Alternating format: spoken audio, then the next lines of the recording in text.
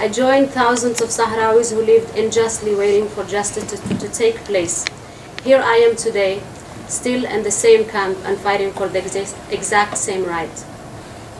While we are here today talking about the Agenda of 2030 for very ambitious goals, and particularly item 16, dealing with peace, which is our topic of today.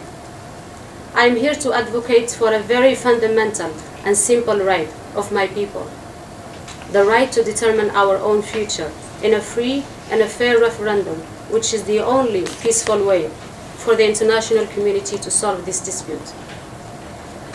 It makes me happy when I talk to my friends from Europe to sense their strong responsibility to have a just world and to protect our planet.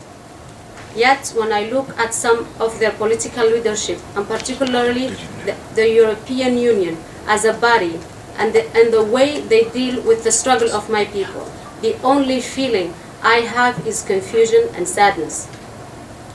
Their action towards our struggle makes this agenda fail because there is no serious will to include the people of Western Sahara in their agenda. How can a country like France use their strongest power, veto, to stop human rights monitoring in occupied Western Sahara? Why did the EU vote for a trade exchange this last February with a regime like Morocco and agree to include Western Sahara in this illegal trade? This act is against their own Court of Justice that had announced that any trade including Western Sahara is illegal. Our suffering since mid-70s are a result of a mistake and a crime committed by Spain.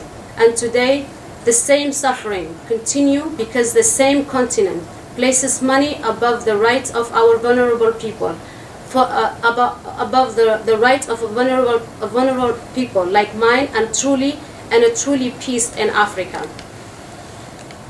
Let's take a look at the French profit from Western Sahara illegally.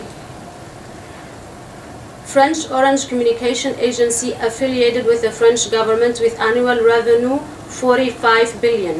This company is active in Western Sahara. Credit Agricole Group is a French-based international banking group with 9 billion annual revenue.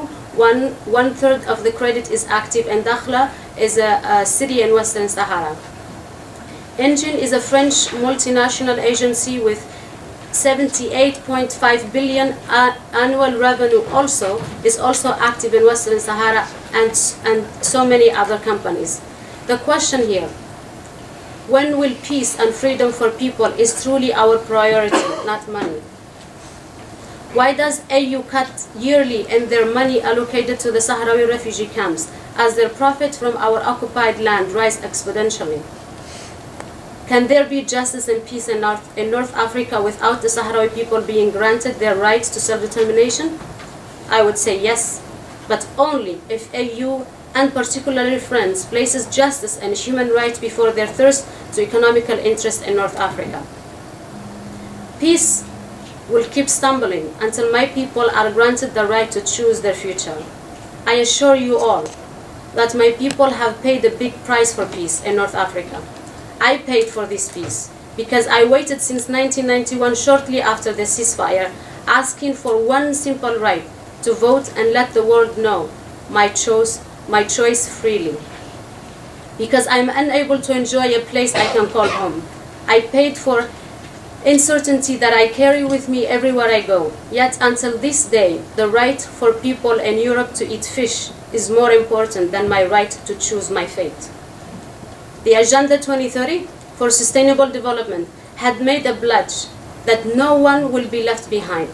This pledge is impossible without my people being denied their inalienable right to self-determination. In fact, Western Sahara is not even included in this agenda. I share the same aspiration as all of you, and I will work hard to achieve the Agenda 2030. However, I'm afraid that my people will be left behind as a price of this agenda. I am concerned that this global hope will continue to place EU safety, economical interest, and the right of their citizens to live in economically prosperous lands over my right for a freedom and a place I can call home. We, the people of Western Sahara.